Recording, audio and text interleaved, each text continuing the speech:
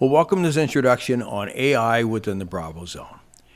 At this point in time, we're going to assume AI has been enabled on your platform and you're able to use it. If not, reach out to us at support@c3softworks.com and we can enable it for you. Let's go ahead and get started. The first thing I want to do is I'm going to go ahead and expand my view of my slides. This is new within the Bravo Zone. And I can easily move slides around in this mode. And what I'm going to do now is actually edit content. So I'm going to work in this mode.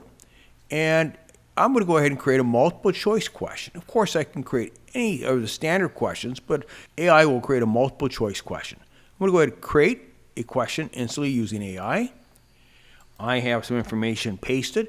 Now, this information is something I trust, and it's my information. It's not pulling it from the internet. It's what I'm putting into the AI creator. We'll go ahead and hit create. And it's now created a question. I have a choice here. What do I want to do with that information I used to create that question? Do I want to discard it? Do I want to use it as part of the summary or preview slide?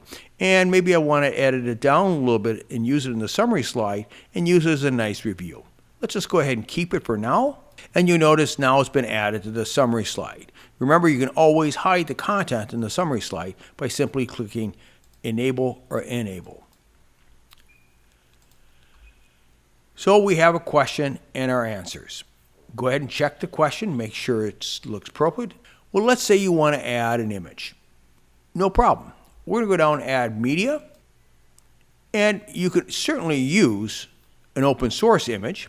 Or what I'm going to do is go ahead, since this is all about AI, I'm going to generate an AI image. And I'm going to be very specific.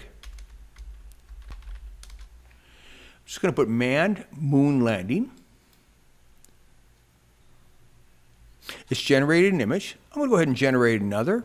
And I could do 10 or 15 different images here to get to the one I want to use.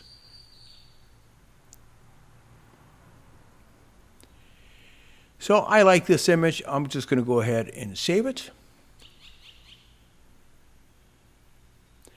And you notice the image has been added to my library and it will be named whatever my search was. So in this case, it's manned moon landing.